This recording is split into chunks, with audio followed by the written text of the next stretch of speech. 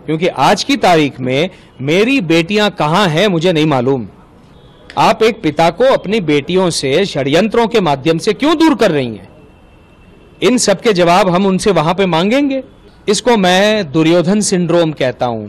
मैं अपनी मनमानी करूंगा, ये दुर्योधन था, वही ये कर रही हैं कि वो आईएएस का दबाव पुलिस पर बना सकती हैं। इसीलिए मजबूर होकर मुझे माननीय मुख्यमंत्री जी से मिलना पड़ा, क्योंकि ये व्यक्तिगत मामला है।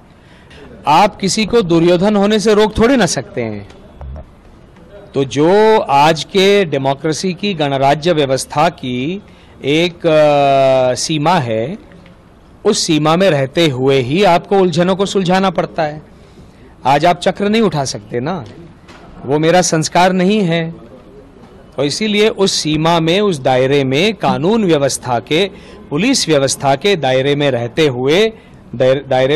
हुए ये केस मुझे लड़ना होगा और मैं लड़ रहा हूं। और भारत की कानून व्यवस्था पर मेरा विश्वास है। और जितने गलत षड्यंत्र स्मिता गाटे भारद्वाज ने रचे हैं मुझको अपनी बच्चियों से दूर करने के लिए, उन सबके प्रमाण मैं कौटुंबिक न्यायालय बॉम्बे के सामने दे चुका हूं।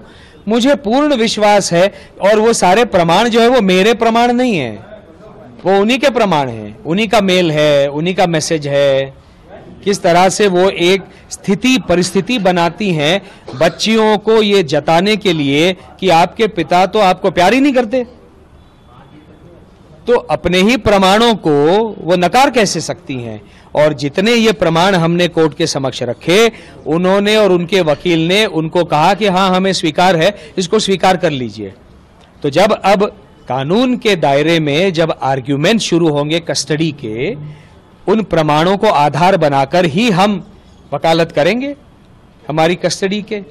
तो देखिए क्या है, उलझे तो तब सारे ही थे, है ना। तो उलझन को कानून व्यवस्था में रहकर सुलझाना ही हमको आता है। और आज की कानून व्यवस्था मैं देख रहा हूं, बहुत अच्छे अच्छे निर्णय कानून व्यवस्था ले रही है, मेरा पूर्ण विश्वास है।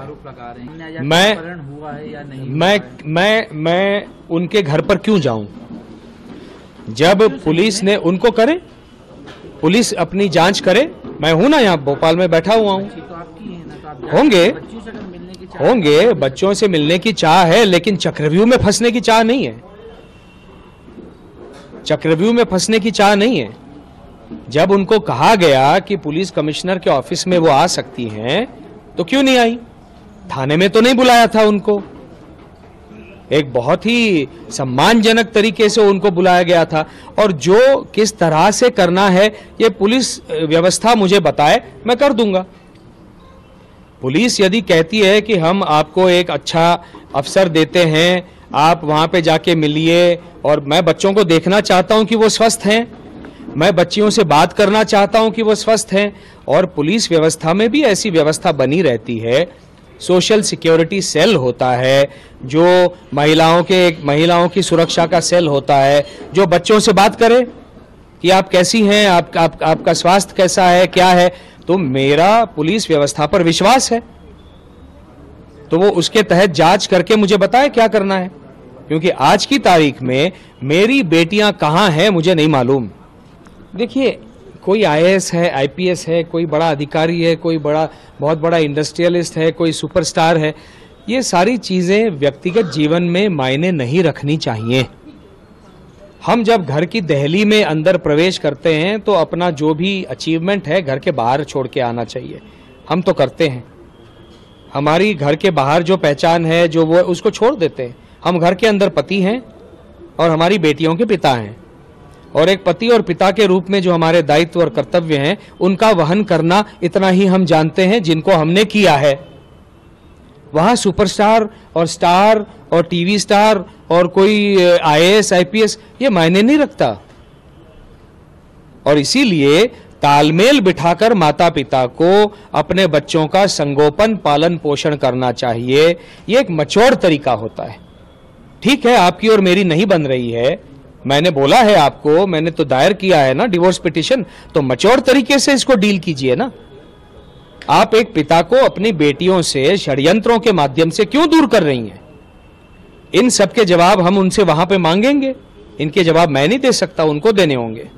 और इसीलिए सारी हदों को दूर करके, जैसा मैंने पहले भी कहा, कौन से स्कूल में डालना है, पिता को अंधेरे में रखा है।